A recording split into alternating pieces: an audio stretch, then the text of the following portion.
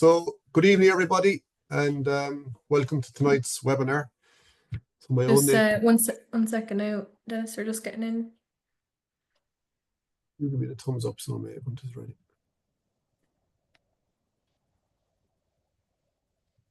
Yeah, we can go now.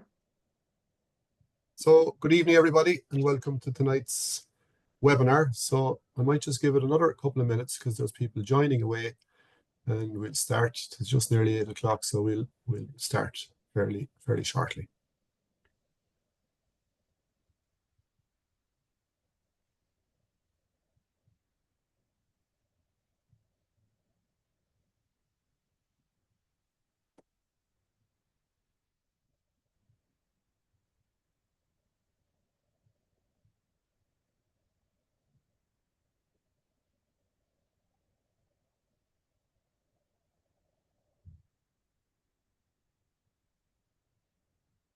I just pop out for a glass of water and maybe I'll be back in a second. No problem, Ger.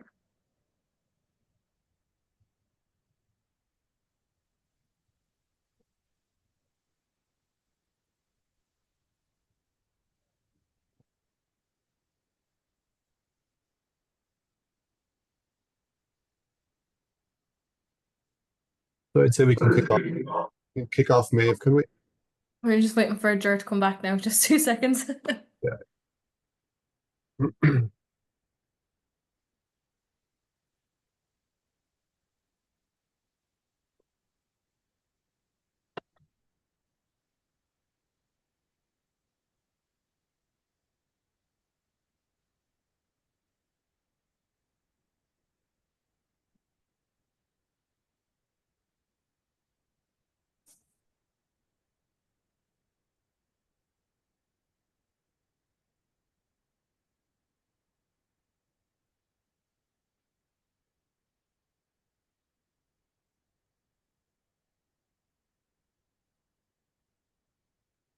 Lovely. So welcome again, everybody. For tonight's webinar, I suppose, is our first webinar actually covering a herd health topic, namely lameness in cows and cattle.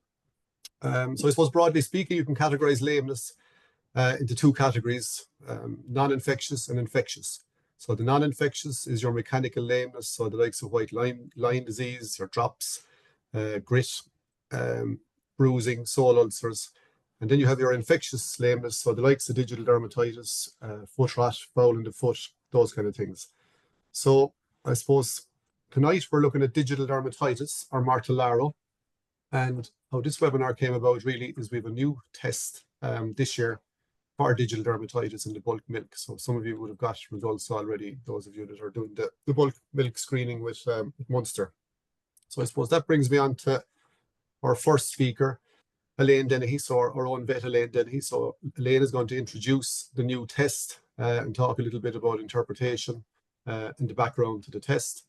And then we're very lucky to be joined by Ger Cusack from Comeragh Vets. So Ger is a well-known vet in the lameness world. So he's part of the technical working group at Animal Health Ireland and also part of Greenway training.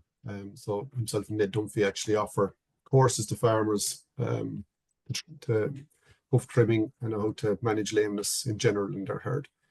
So I'll hand over to you, Elaine, and you're going to talk a little bit about the herd health program and the new digital dermatitis test. Yeah, thanks, Dennis. Hello, everyone. So I'm just going to begin with a little bit of background about Munster Bovine's herd health offering. There may be some people here tonight that wouldn't be familiar with it. So the herd health program is in existence since 2009, and it involves bulk milk disease screening 4 times a year. So there are 3 tiers to the herd health program. You have the gold, the silver, and the bronze packages. So each of these tiers involves the bulk milk disease screening 4 times a year. Herds participating in the gold and the silver program can also avail of phone support from the Munster Bovine Vets, so either myself or Dennis. So if you receive your results after a round of testing and there's anything that you want to discuss or that you're not sure of, you can ring the office and one of us will ring you back and discuss it with you. Then the herds that are participating in the gold program they can avail of a one-on-one consultation at the end of the year with one of our Munster Bovine affiliated vets. So I suppose this gives herd owners an opportunity to sit down for 45 minutes to an hour with their vet, with this vet, to discuss their disease results for the year. And the vet will also do a vaccine planner for them, discuss dosing schedules. We also have a lot of information in those consultations on cell count, the production of the herd, their genetics, fertility and nutrition. And really, I suppose, look, if there's anything in particular that you want to speak to the vet about, that's a good opportunity to do that.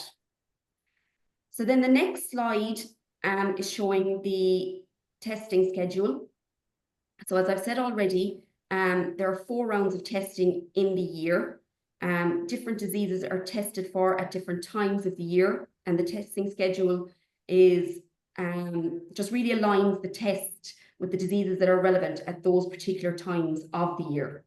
So the next slide then is showing an example of a report that you will receive after each round of testing.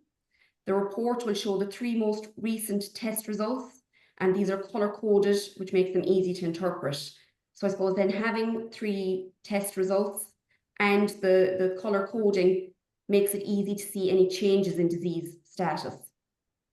So as Dennis had said already, for 2025, we've added a new digital dermatitis test to the bulk tank screening. Ger is going to talk in a few minutes in more detail about digital dermatitis, what causes it, how the infection establishes itself within the herd, and what to do if you have digital dermatitis in your herd. But I'm just going to speak a little bit about the test itself. So as Dennis mentioned already, our first round of testing for digital dermatitis is now complete. And this table here is showing the results of this first round of testing. So the table is color coded, and what it's showing you is that 50 to 60% of the herds that were tested in round 1 actually tested negative for digital dermatitis. They're in the green. Then 20 to 30% of herds tested positive, shown there in the red. And then approximately 20% were testing in the low positive or inconclusive category. So then I suppose before we added this test to our bulk tank testing schedule, we did a trial of this test. So that trial was carried out last year. We contacted a number of herd owners to invite them to participate in the trial. Those herd owners that agreed to participate, we asked them some questions about lameness in their herd. So we asked them if they had an issue with lameness, if there had ever been a diagnosis of digital dermatitis in the herd. We asked them some questions around foot bathing and hoof pairing. And then we asked them if they felt that this test would be a useful addition to the bulk tank screening. So the trial really showed a very strong correlation between the herds that tested positive for digital dermatitis antibodies and those herds that had a positive diagnosis of digital dermatitis in the herd. So this table then is showing the results of this phone survey. So the herds that tested negative for digital dermatitis are shown in the green column.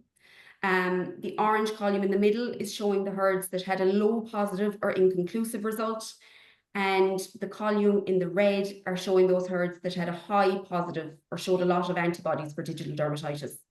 So as you can see, of those herds that tested negative for digital dermatitis, only 10% of those said they had a lameness issue in the herd, and only 15% of them had had a previous diagnosis of digital dermatitis. The herds that tested inconclusive or in the low positive category, 2/3 of those said they had a lameness issue, and 2/3 said they had had a previous diagnosis of digital dermatitis. And then those herds that had a high level of antibodies in the bulk milk to digital dermatitis, 86% of those herds said they had a lameness issue, and 90% of those herds had had a previous diagnosis of digital dermatitis.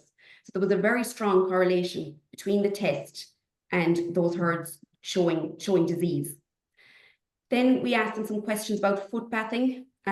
Look, as you'd expect, those herds that didn't have a lameness issue weren't really foot bathing.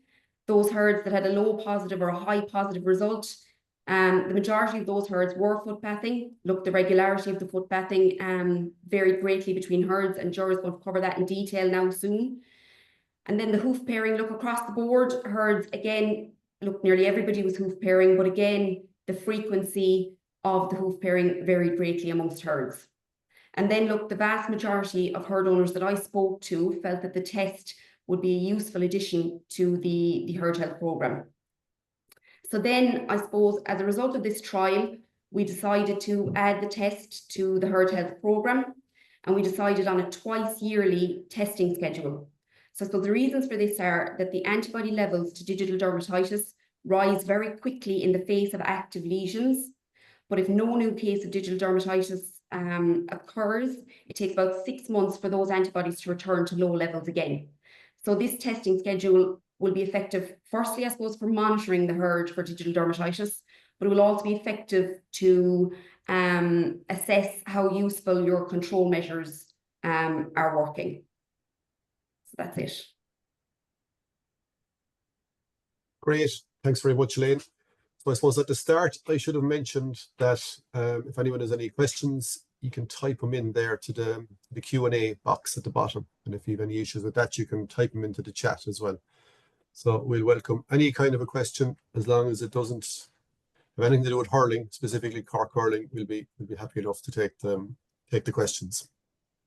So that brings us on to Ger. So I introduced Ger already, Ger Cusack, a man with a huge interest in lameness. He's based down in Kilmacthomas, down in Comeragh Vets, down in County Waterford.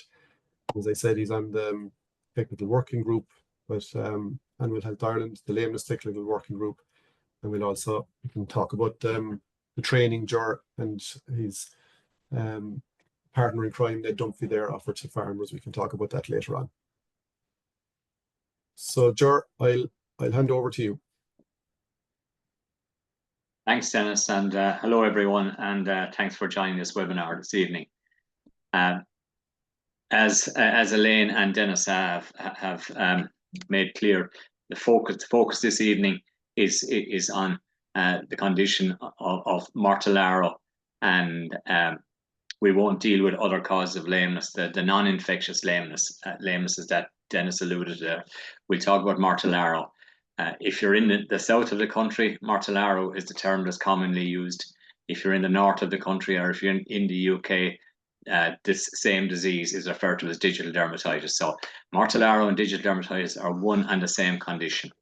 And the difference between this condition and conditions like white line and sole ulcers is that it's an infectious condition, and it's also quite contagious. That means it can spread readily from cow to cow. One of the experts in the UK that's been dealing with this all his life, he refers to Mortellaro as mastitis of the foot. And I just ask you to hold that thought, hold that description in your head, mastitis of the foot, because everything that we talk about controlling this disease is equally applicable to, or when we talk about controlling mastitis, the measures that we talk about for controlling mastitis are equally applicable to this condition. Just hygiene and disinfection to curb in parlour mastitis through teeth dipping and spraying, and disinfection of the foot through foot bathing. The condition is caused by a bacterium called a treponema, and you might move on to the next slider, Dennis, please. And this would be the very typical lesion that we see, just a red raw strawberry lesion. And that's the most common site there, just where the just above the division between the claws. And typically we often see this in heifers that arrive new into the herd. Next slide, Dennis, please. And it's the other locations that we see are anywhere on the skin in the region of the hoof. The Mortellaro primarily attacks the skin, and it erodes away the surface of the skin, producing a very painful lesion. Cows with this type of condition are quite painful, and if you poke that with a knife, you'll get an instant reaction. Next slide, Dennis, please. I should also say that we regularly get Mortellaro in the skin in between the claws. So just because you don't see a lesion at the heel doesn't necessarily mean that she's free of it. It can be in between the claws. So if you look at the two pictures on the left-hand side of your screen there, they're pictures of active Mortellaro lesions. So you have the red area there in the top left, and then if you move down to the lower picture below that, you have a large circumscribed area there, not quite as red and raw, but equally active. When we treat these lesions, and I'll get on to talking about treating in the next couple of slides, but when we treat these lesions, the anger goes out of them. They become a lot less red. You might get a gray type scabby material on them, and that, if treated successfully, then gradually it moves on to the lesion on the top right, where you get a kind of a black scab. And then over time, it progresses to a lesion similar to what's in the lower right picture, where you have maybe a reddish center surrounded by a thickened collar of skin. That's hyperkeratosis. It's just thickened scar tissue from constant irritation. Like the cows with the lesions on the right hand side there, the one with the black scab and the one with the color of skin, they're likely to be 100% sound, and the ones on the left are likely to be sore. And you'll typically see a stance with some of these that they'll just kind of stand on their tippy toes. They'll try to keep pressure off their heels, and they'll stand like ballerinas, or when they're resting, they'll bear weight on 3 feet and just tip the toe of the affected foot on the ground.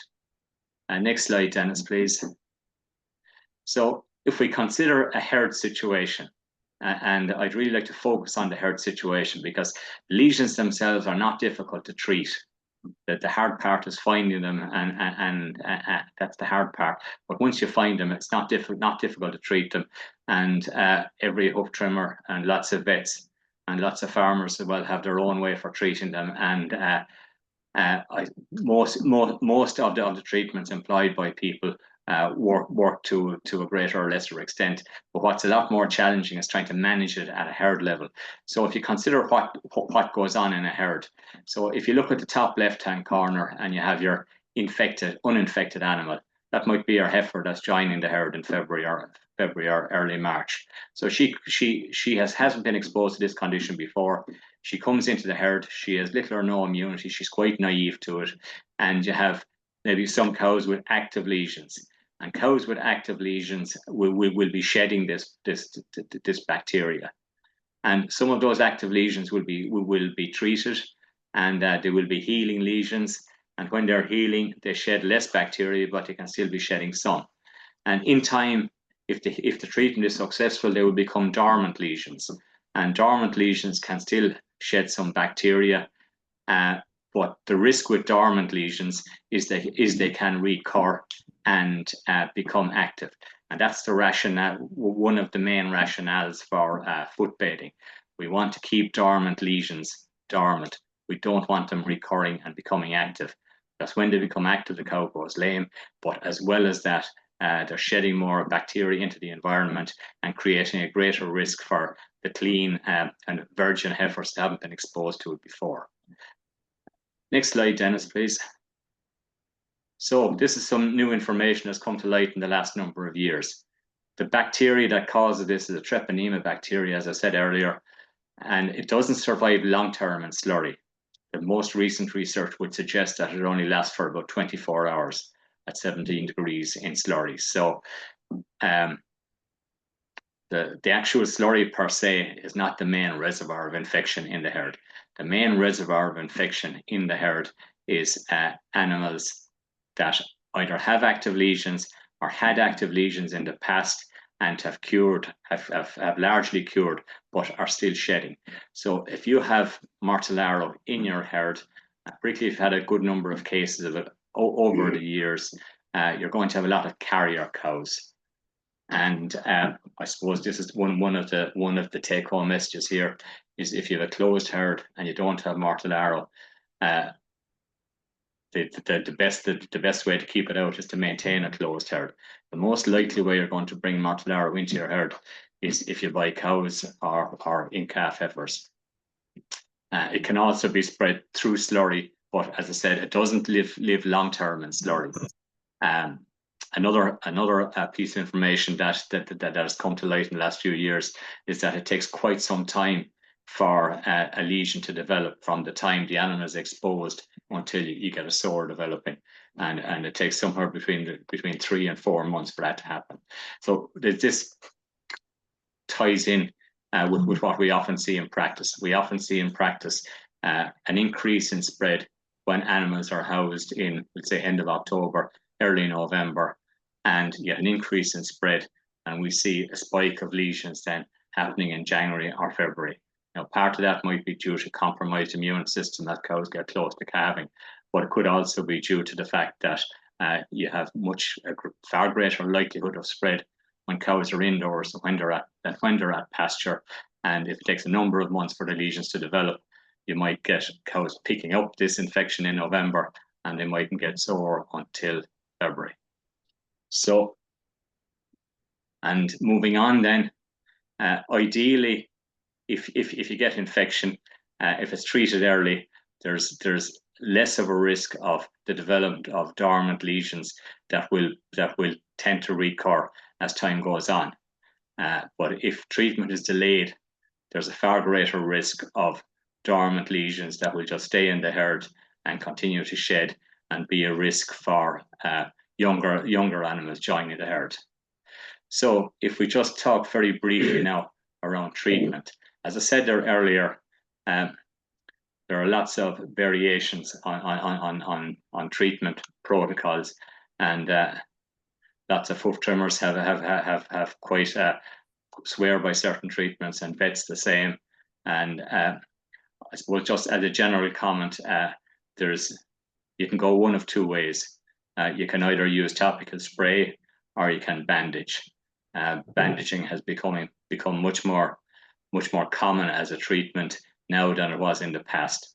But I'd certainly say for milder lesions, there's probably not a big need to bandage. It's probably just simpler just to lift the foot, clean it off, ideally dry it with a paper towel, and spray it with either an antibiotic spray or a mineral spray that has zinc and copper in it. The results are pretty much comparable. I suppose maybe the antibiotic spray might be marginally better, and do that for 2 or 3 days. That would clear most lesions that are an inch or less. If you had a larger lesion, it might be advantageous to bandage it and spray it with an antibiotic spray, and then put a topical gel on top of it, and then wrap that with your bandage. One of the key pieces of advice is not to leave the bandage on for any longer than 2 days. It's very simple to forget about a bandage and have it on for a longer period, which can be quite damaging to the skin. I've seen a cow that had to be slaughtered because the bandage just was forgotten about and just cut into her foot, and she developed a very severe foot lesion. So the key message around bandaging is, by all means, use bandaging, but ensure that you record the cow's number, mark her well, and take the bandage off for 2 days.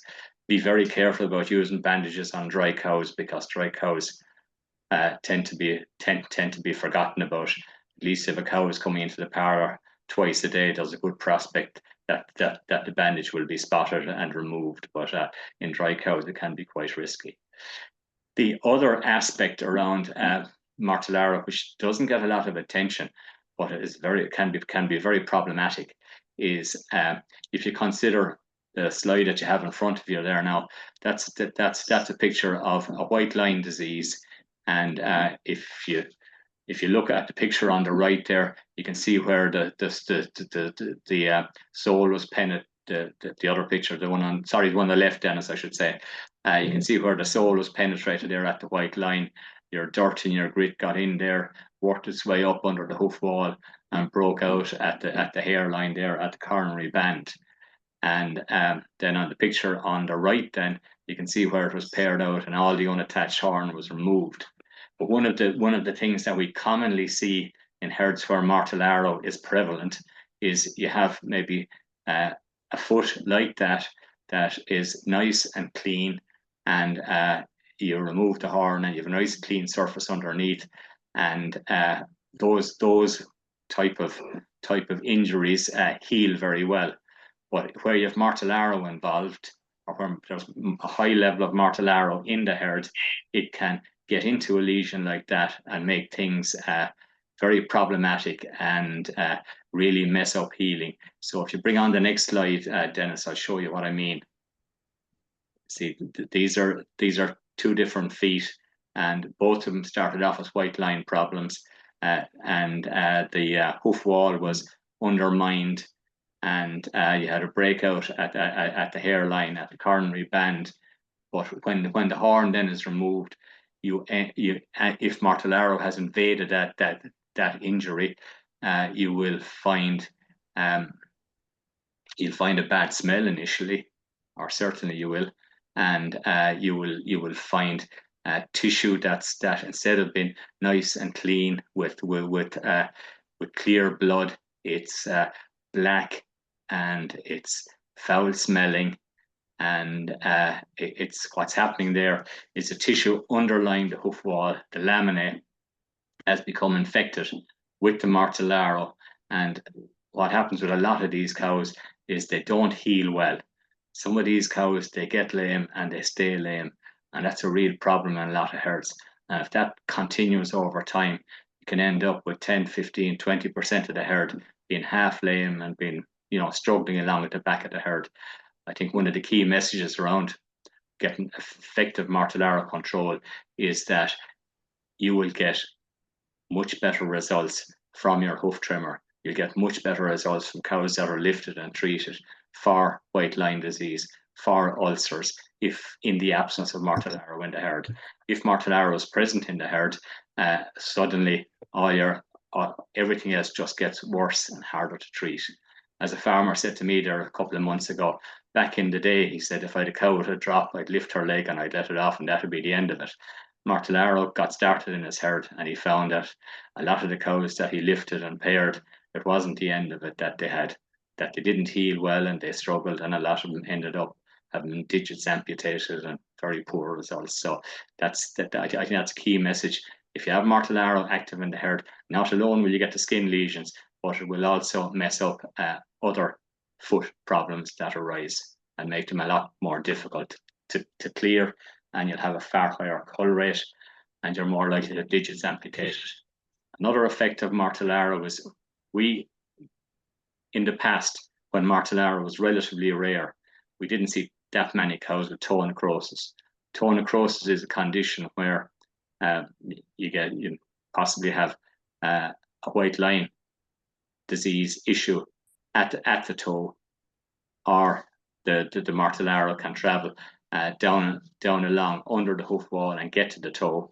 What happens then is the tissue at the toe that you're reliant on to grow the new horn, that gets infected, becomes kind of putrid and rotten, and over time, not alone does the Mortellaro affect the soft tissue, it also eats into the bone. What happens then, as a result of this chronic, long-standing irritation, your cow tends to grow a big, long toe. You cut off the toe and you find a black core in the middle of the toe. And like a lot of these cows, they can survive in the herd because they're half lame. They're not lame enough to cull, so they're left there. But every time the hoof trimmer comes, these toes have to be pared back.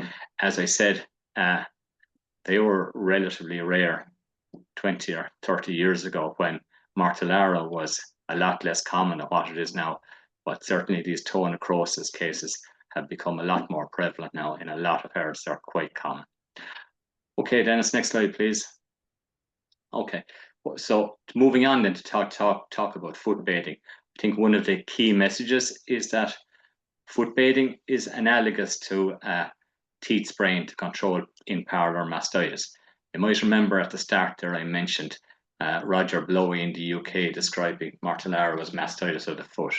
So we teat dip or we teat spray cows to reduce the risk of spread of in-parlour mastitis, and likewise we foot bathe cows to reduce the risk of spread from infected animals to clean animals. And key message is that foot bathing is not a treatment. If you have cows with red raw sores and active mortellaro in the herd, those cows have to be identified. Their feet have to be lifted and cleaned off and either bandaged or sprayed, whichever option you or your hoof trimmer is happy to go with, but they have to be found and treated on an individual basis. Like, I think it's a fair analogy to say like that if you had cows with mastitis, you wouldn't be T-tipping them.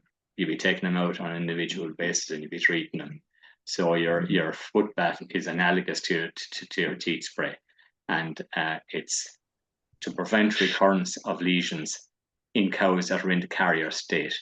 You might remember that the picture that I showed there earlier on with the slide that I showed with the 4 pictures, and the ones on the right were cows that were treated. They either had a black scab or they had that thick skin collar. They're in the carrier state, and by foot bathing, the rationale is to keep those in the carrier state and not have them shed a lot of bacteria into the environment. And what you're trying to do is you're trying to reduce the number of new cases. Like, we go to lots of farms where they just spot treat cows that have the lesions in the parlour. But the difficulty with that, like, if you're just spot treating, you're not doing anything to protect the cows that don't have the infection, and they just keep coming. So in order to break that infection cycle, it's critical that the cows that have it get treated, but as well as that you do the foot bathing, and you do the foot bathing regularly to reduce the amount of spread to the new ones. You just lower the infection pressure within the herd. And like, no matter what foot bathing product you use, they're simply foot disinfectants, and that's what they do. They just kill off a lot of these bacteria and lower the infection pressure within the herd, and thereby reduce the number of new cases that you get. Now, the next question is, what type of foot bath should you use? Like, lots of farms have been foot bathing for years, and according to a study done by Moore Park 4 or 5 years ago by a lady called Natasha Brown, there are lots of farms that don't foot bathe at all, or do it so infrequently that it's really of very little benefit. Like, the foot bathing options that are out there in terms of infrastructure, you have your plastic foot bath, you have your concrete foot bath, and you have a self-build foot bath that's built on site. And fourthly, then you have an automatic foot bath. So the plastic ones, one of the difficulties with the plastic ones is they're noisy. Cows don't like them, which means that you won't get good cow flow. And we would be advising farmers to foot bath quite often. And I think with a plastic foot bath, if you don't get good cow flow, nobody's going to do it very often, because it's just too much hardship, too much grief.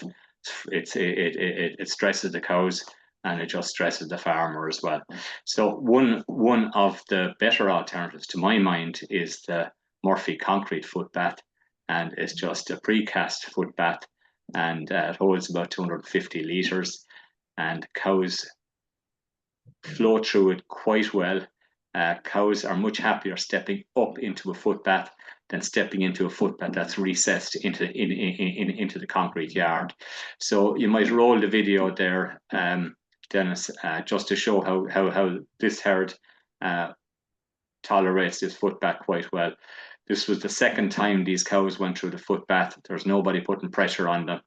One of the key things about setting up a foot bath is that you set it up on the exit out of the parlour, and ideally you set it up in such a way that the cows see it as the escape route, that they can see a paddock or a roadway ahead of them, and they just tolerate it a lot better.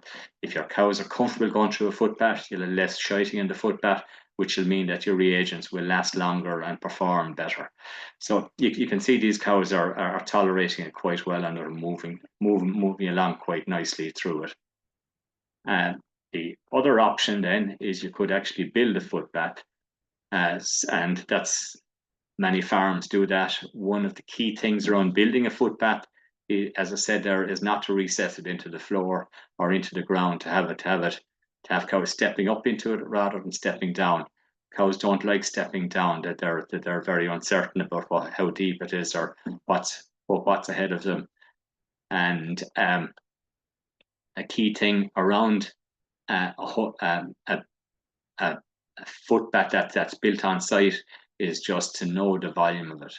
Like with larger herds, the tendency would be to build a bigger foot bath that would hold maybe 500 or 600 litres, but it's critical that you know the volume, and that can easily be done by measuring the length, by the breadth, by the width, by the depth, and that in meters, and that'll give you a result in cubic meters, and multiply that by 1,000. So if your foot bath was, we'd say, a meter wide, 4 meters long, and you filled it 0.1 of a meter. If you multiply those out, that will give you 0.4 of a cubic meter, which is 400 litres. So this is an example of a farm that I visit, and this was a homemade foot bath, and it worked quite well, because the cows were entering it from this near side here. They could see the escape route, the roadway ahead of them.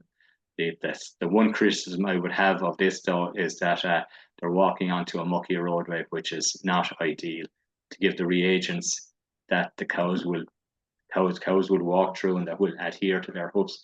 To give those reagents the best chance, ideally they'd want to be walking on standing on clean concrete, or walking on clean concrete for a few minutes at least after exiting the foot bath. Next slide, Dennis, please.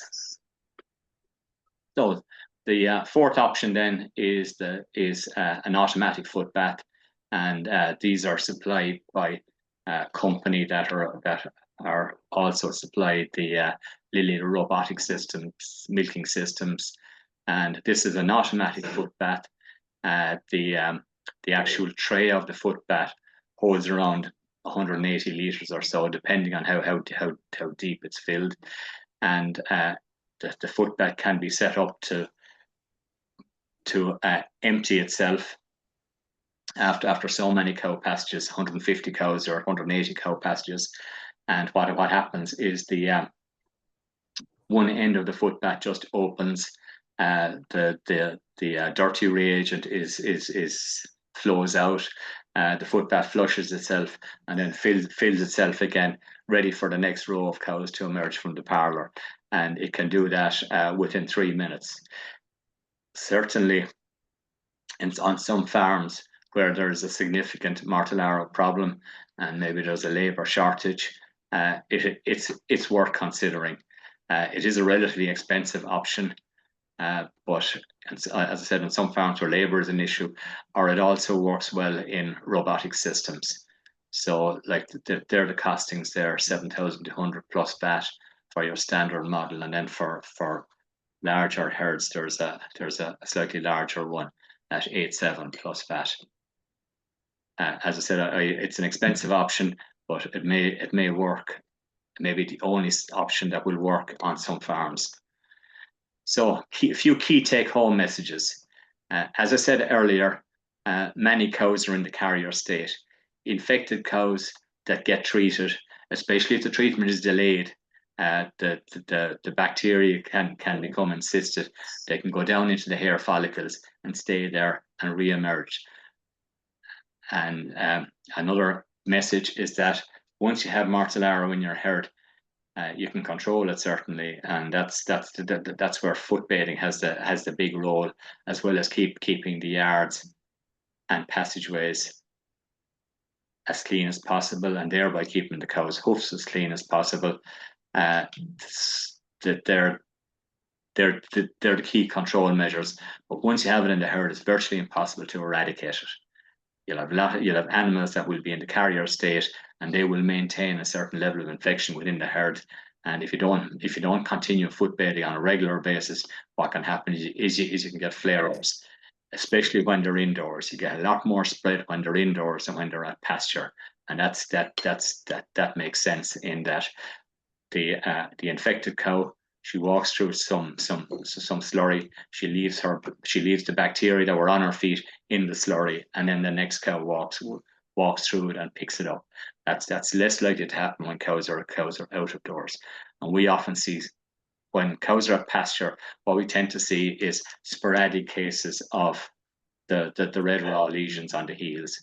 But when cows are indoors, you tend to get a lot more spread, and we can often see significant clusters happening in the housing period, particularly in January and February. And another thing that happens in January and February is your cows are dry, and they may not be watched as closely as they would be when they're milking. And it often happens if it's relatively new into a herd or they're not used to it, you can have quite a cluster of animals affected before they realize they have a problem.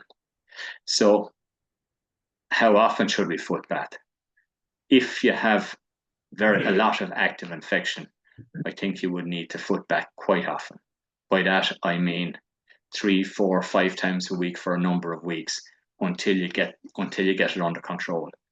When you have it under control, then you can dial back the frequency of your foot bathing, especially when they're out of doors. But you might be able to go back to twice a week. And if you were getting very, very, very few lesions, you could possibly go back to once a week. But what I would be saying is that foot bathing should, once Martellaro was diagnosed in the herd, foot bathing should be carried out at least once a week. And the best practice is probably to say Wednesday's the day we foot bath. So it happens every Wednesday, and it becomes part of the religion. You know, it just happens. And like a key part of that is to ensure that you have a system that will allow you to foot bath the cows easily. If you have World War III when it comes to foot bathing, like that's not going to work. They're not going to be, nobody's going to do that. And it's important to know the volume of the foot bath so that you're putting in the correct amount of reagent, and so that it's mixed at the right concentration. Been to a good few herds where they didn't realize how big their foot bath was. They weren't putting in enough reagent, and it wasn't working. So they were foot bathing away, but they were getting very disappointing results. And generally, with most foot bath solutions, you'd be talking about 1 litre per cow passage.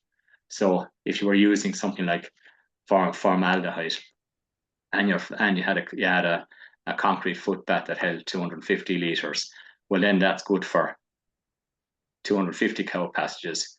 If you had 200 cows or 250 cows, then you put them all through it. But if you had 100 cows, you could use it, we'll say, on a Wednesday evening and again on a Thursday morning.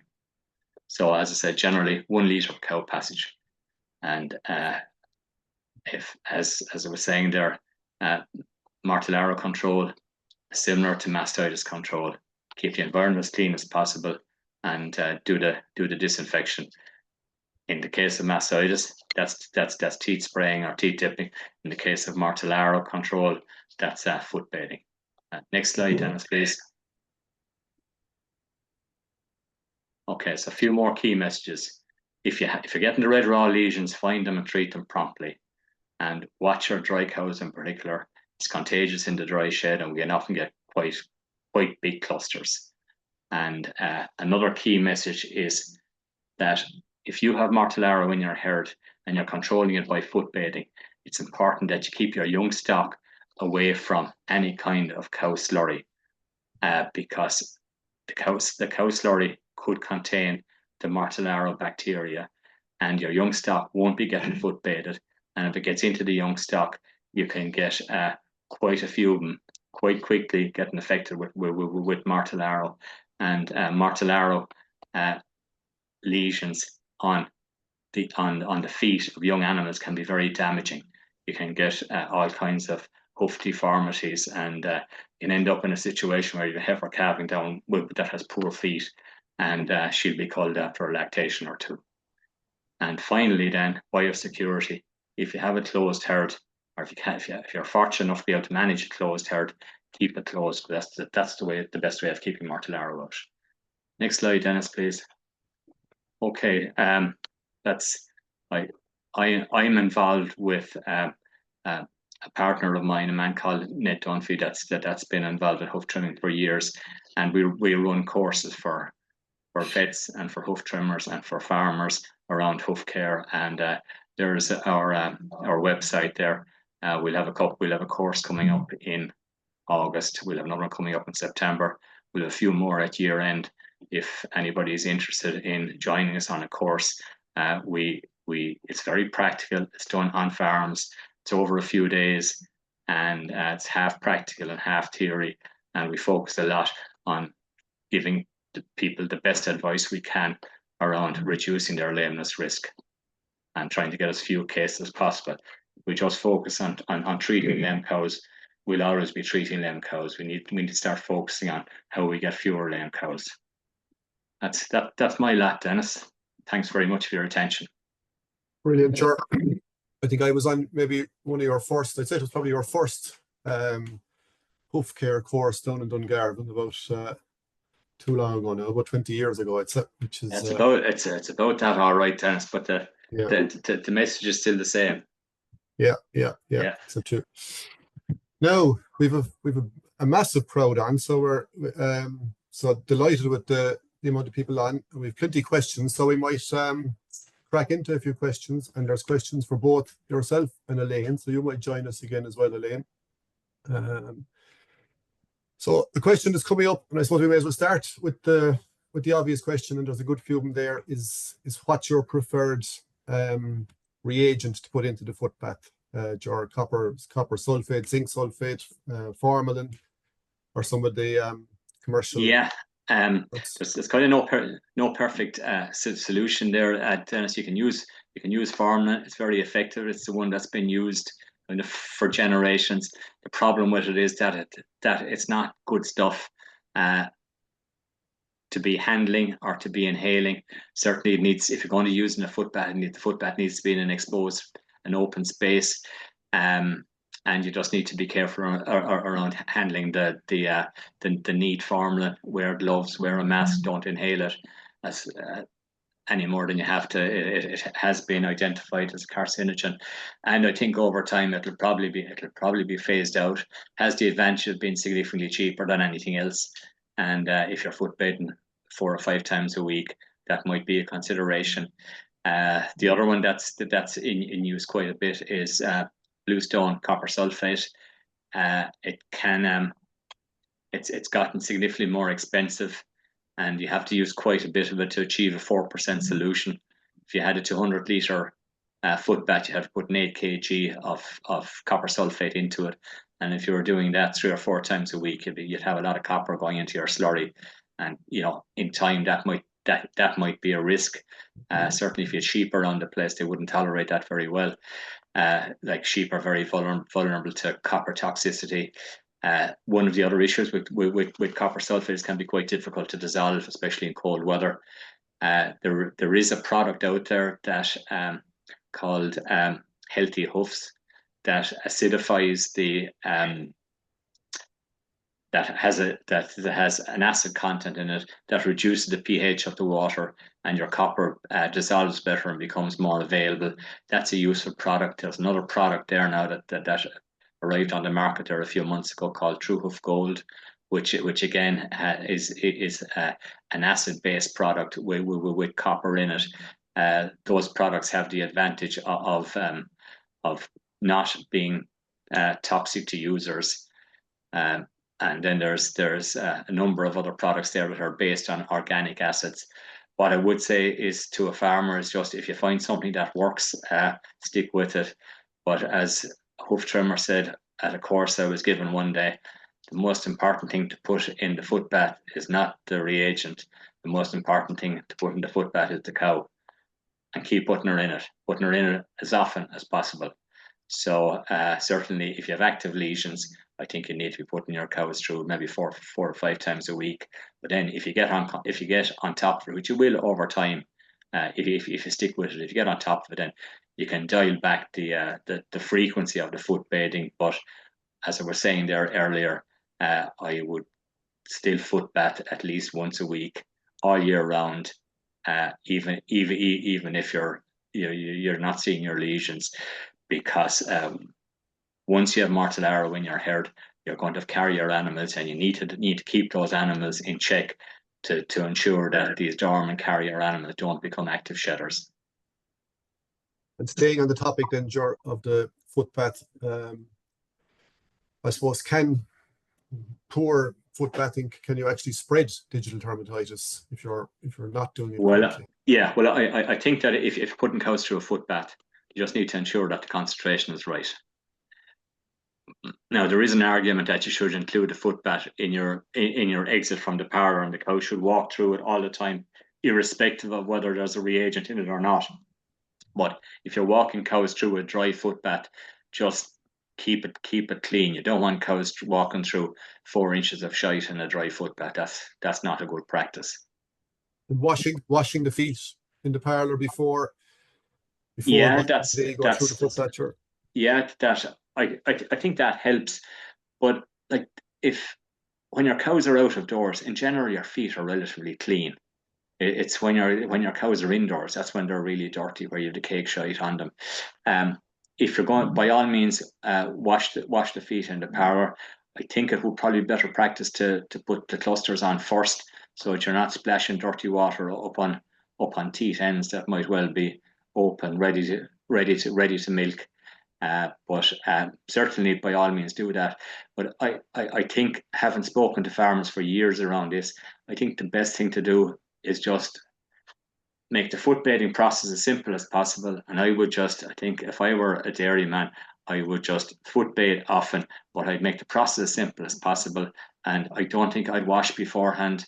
I think you might be better doing an extra run of foot bathing a week rather than going to a lot of trouble washing feet. That's a personal opinion. Now, I don't have scientific papers to back that up, but I think you just make it as simple as possible and do it as often as possible. No question for you then, Elaine, is the prices associated with the different tiers on the herd health program, so the gold, the silver, the bronze. Yeah, so the bronze package, which is the 4 rounds of disease testing, that's €280. The silver package, which is the 4 rounds of disease testing and the phone support from a Munster Bovine vet, that's €330. And then the gold package, which is the 4 rounds of disease testing, the phone support from a Munster Bovine vet, and the one-on-one consultation at the end of the year, that's €399. Very good. I suppose it's worth mentioning as well, you showed an example of the report there that goes out to farmers, but people that are users of farm apps or herd management app, you get the results maybe a day or two quicker on the herd health module in the app. Is it possible to test individually in the milk recording for Mortellaro?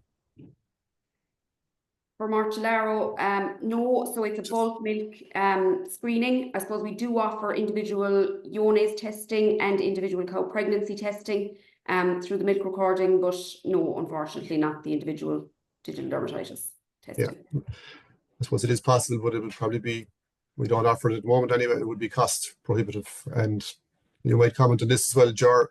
I'm not so sure how useful it would be, because it's more of a herd issue really, rather than individual cow issue, isn't it? Yes, it is, Dennis. It's just really a test to determine whether it's present in the herd or not. If as Elaine pointed out at the start, if you have active lesions in the herd, you'll get antibodies produced as a response to the infection. Those antibodies are picked up in the milk in the test, and the antibodies will stay high while the infection levels in the herd are quite high, where you have a number of clinical cases. But then if you get on top of that then, and you get to control that, your antibody levels will drop back over the following 6 months. But it's really just to determine, is it there or not. And if you're wondering, have you got it, talk to your hoof trimmer or vet, lift a few cows and have a look. A nice monitoring tool, I think, the test, and a nice confirmation that if we're going to go to the effort of, really doing correct foot bathing and putting a big effort in, it's nice to have that confirmatory test, I suppose, that you're actually doing the right thing. Now, a question for you, Ger. In your opinion, Ger, what's your top treatment for a painful cow and lesion? A painful cow with a mortal arrow lesion. I think that's what they mean. Yeah, I think that's what they Yeah. mean. So a painful Yeah, mortal well- arrow lesion. Yeah. Oh, okay. Well, if it's a modest size, like we'd say, if it's under 3 centimeters, I think clean it off, dry it, and spray it for a few days will resolve most of them. If it's a larger or one that's under that has gotten in under the hoof wall, it might be best to open it up, take off any hoof that has been undermined, clean it up as best you possibly can, try get it back to as clean a lesion as possible, and bandage for a couple of days, and then follow up by spraying on daily for maybe up to a week. With any cow that's particularly painful, there is a good deal of evidence that injecting them with ketofen for 3 days is of benefit. And I don't think it really matters whether you're talking about a severe sole ulcer or a severe white line. If you have a severe foot lesion, as well as the changes in the hoof, you'll have changes going on underneath the hoof. And by using ketofen, which is a non-steroid anti-inflammatory, it reduces the amount of changes going on in the softer tissues, and it reduces the pain for the cow, and obviously she's going to travel better and feed better, but it also reduces the amount of long-term damage happening in the softer tissues underneath the hoof. So if you have a very severely lame cow, certainly injecting her with ketofen, which has no milk withdrawal, for 3 days would be a lot of benefit. The other thing I should say, like with any of these mortal arrow lesions, injecting antibiotics is not necessary unless there's a lot of swelling going on there. If it's just a skin lesion, they respond to antibiotics, but they respond best to surface antibiotics, topical antibiotics, like a spray or an antibiotic put on with a bandage. So injecting with an antibiotic is not the way to go, but certainly injecting with an anti-inflammatory helps. Very good. And I suppose the reduced walking for a few days is no harm either, Ger, for those any lame cow really while they're convalescing. Yeah. Absolutely, and the blocks with the modern glues are a fantastic help as well. If you wanted to reduce pain for a cow, you could inject her, but the injections will only last 24 hours. But if you put on a block and if it stays on, that's a huge pain relief for the cow. But then a question here about, I suppose, early detection. What are the early signs that I should be looking out for in the parlour?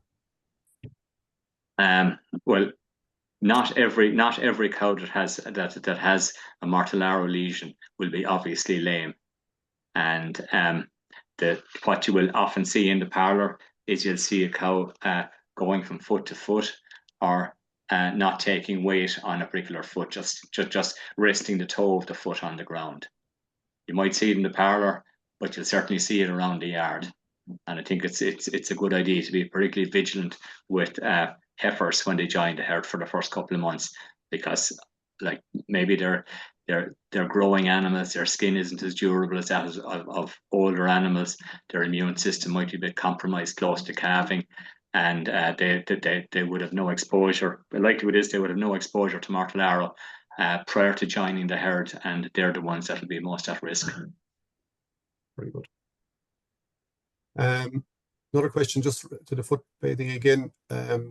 Putting cows with active lesions through the crush. I suppose this man is wondering, should you be doing it? No, ideally you shouldn't.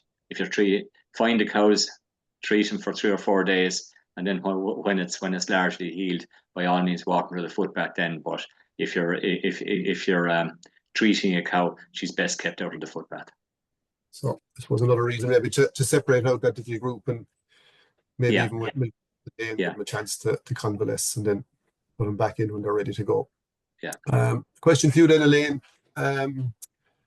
This person is wondering about a false positive. So they probably got a positive result, but maybe no signs of disease. How would you check or recheck a false positive? So I suppose, look, test, it's an antibody test. Ger touched on it there a couple of minutes ago. It's showing exposure to digital dermatitis. So the cows come in contact with it, they mount an immune response, and that's what we're testing in the milk. I suppose no test should ever be taken in isolation. You have to also look at what is happening on the farm. But I think if you get a positive result, as Ger has said, it's more go away, have a look, get your hoof trimmer and your vet involved, lift some feet. I'm not sure that retesting is really necessary, you know, more to be vigilant, I think. Okay. Yeah, I think you might just take that as a kind of a possible red flag, and just go back and look at the cows. You know, ask your hoof trimmer to lift a dozen cows, and if it's there, you'll find it if you lift a dozen cows. Another question, Elaine. For split calving herd, are the timings the same for the testing? So the timings are the same for a split herd. I suppose the one disease you'd be thinking of for a split calving herd that it really matters what stage of pregnancy they're at is the neospora. And we actually test for that in the last 2 tests of the year. So the July, August test, and again in October. So most of the split calving herds would actually fall into the right time frame then anyway. Very good.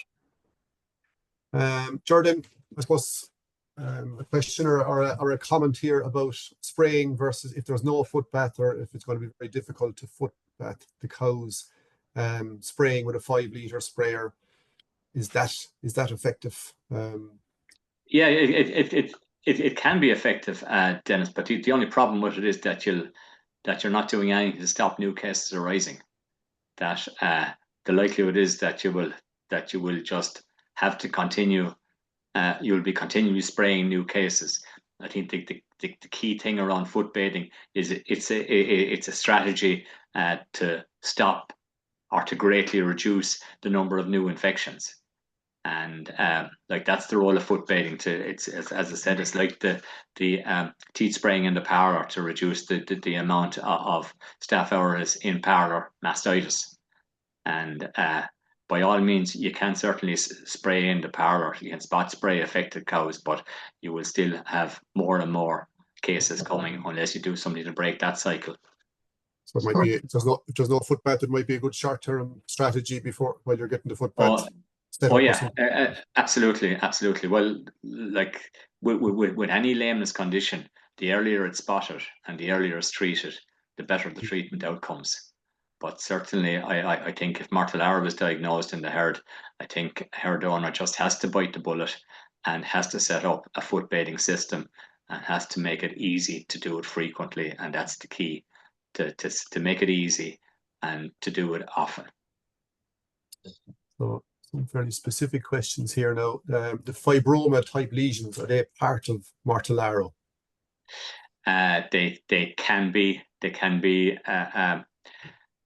These fibromas are generally a sign of a chronic condition or a condition that happened sometime in the past that created an irritation, and you got skin thickening or a fibrous reaction as a result. What you often find with those fibromas is that you might have a bit of Mortellaro on the actual surface of it, and that would create a lameness. But if you have active Mortellaro in your herd, there's a greater risk of getting those conditions, but you can also get those conditions with ulcers or white lines, or if you have a situation where you get quite a few cases of foul in the foot or foot rot. That's the infection in a deep infection in between the claws. So there's a lot of questions here actually, but there's still most people are still on, so we'll keep going.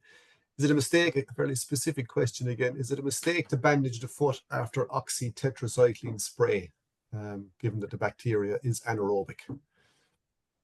Well, it may be. I think I'm quite happy unless you have a very large, deep lesion I'm quite happy just to spray only and not to bandage. Like what happens in most situations, if is the bandage is applied first for a couple of days, and then the spray might be used as a follow-on. Okay. Question for both of you, or Elaine. Would the antibody levels be high in the milk even if there are not any active cases, just dormant cases within the herd? I'm not Yes. sure. I'm not sure I'd be in a position to answer that. I like this is a new test, Dennis. You're the first organization in the country to offer this test. I think we'd have to go back to the people who created this test and ask them that question. I wouldn't be in a position to answer that. I think you might have, I suppose, a bit of information from the people that created the test, Elaine. Yeah, so I suppose studies have shown that if you don't have any active lesions and if there are no new cases, that actually the antibody levels do drop, and they drop to low levels kind of within 6 months. So that's why we went with the twice yearly testing schedule, so that you can really see whether your control measures are making an impact. Now, whether you will ever get down to no antibodies or not, but certainly your antibody levels, yes, they should reduce. Yeah. So follow on from that then, Ger, will your herd ever develop an effective level of immunity? And will a vaccination program ever be available, do you think? Well, I think it's there's no sign of vaccination, an effective vaccination protocol on the horizon at the moment. I don't see anything in the scientific papers about it, so I think it's not going to happen. I think you would get an immunity at individual cow level, but I think unless you do if you have a significant number of animals with a history of Mortellaro in the herd, unless you do the foot bathing, it will keep recurring, and it will most likely recur in your virgin animals that haven't been exposed to it before. That's in your spring calving herd. That's your heifers arriving in February. So I think vaccination, we won't see vaccination, and I think the control centers around clean environment and foot bathing. Join these two questions together, so if you bear with me. Best product to use when bandaging, so examples, bluestone powder, or salicylic acid, or a spray. And the next question that you can answer at the same time, would you use antibiotic spray plus a topical gel together for a Mortellaro lesion? Yeah, I'll answer the second question first. I think the antibiotic spray with the topical gel is a reasonable way to go. The gels that are on the market contain copper and zinc, and I think they're quite effective. I think salicylic acid is also quite effective. I wouldn't be putting bluestone directly on an active lesion. I think you would be really ramping up the pain for the cow, and I think it would be quite caustic and quite irritant. I think the gels with the chelated minerals, that's the zinc and the copper in them, are a far better way to go. And equally, salicylic acid is quite a good product. So I saw a few people joined a little late, but just was to let people know that this webinar is being recorded, so it will be available to watch back if anyone wants to watch it back or go back in the detail. So we might end with this question. So and if there are other questions, you can always email them in or give us a shout, and we'll be able to get in touch with Ger or maybe answer them ourselves. This is a little bit longer now. Having great difficulty getting on top of digital dermatitis here. Foot bathing 3 times a week with copper, considering going auto batting with formalin, but the foot bath is indoors. Is the formalin only dangerous when concentrated, or also when in solution? Would you be handling it in the same airspace as the parlour? I think it wouldn't be good to have in the same airspace as the parlour if the foot bath is in a housed area. Like in very warm weather, it's quite volatile and you'll smell it, and it's not good stuff to be inhaling. So like it's probably less toxic in solution than it is neat, but at the same time, it depends on the location of the foot bath, and it depends on the environment and the ventilation, but it's not something I would be recommending, and I think it would be best to find an alternative rather than the formalin in that situation. Okay, excellent. So I think that's probably a good place to wrap up. So as I said, the session has been recorded, so that'll be going out on all the various channels. And also, if you have any questions, you can always email them in. If there's any burning questions, email them, or even give us a ring in, and we'll be able to answer them, or even get in touch with Ger. So I suppose on that note, I'd like to thank everybody for turning up. We had a huge crowd, nearly 200 people. So thank everyone for taking the time to turn up, and I hope you all found it useful. I'd like to thank our own Elaine Dennehy for a lovely presentation on the actual test at the start, and a special thanks to Ger Cusack, who is a mind of information really about lameness. And so a special thanks to you, Ger, for joining us.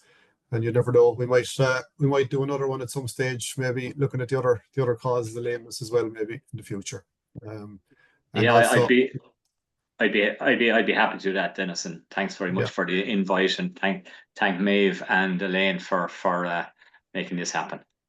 Yeah, excellent. Absolutely. Thanks to Maeve in the background for organising everything and exactly making it happen. So great stuff. So thank you, everybody, and thanks for joining, and good night. Good night. Bye.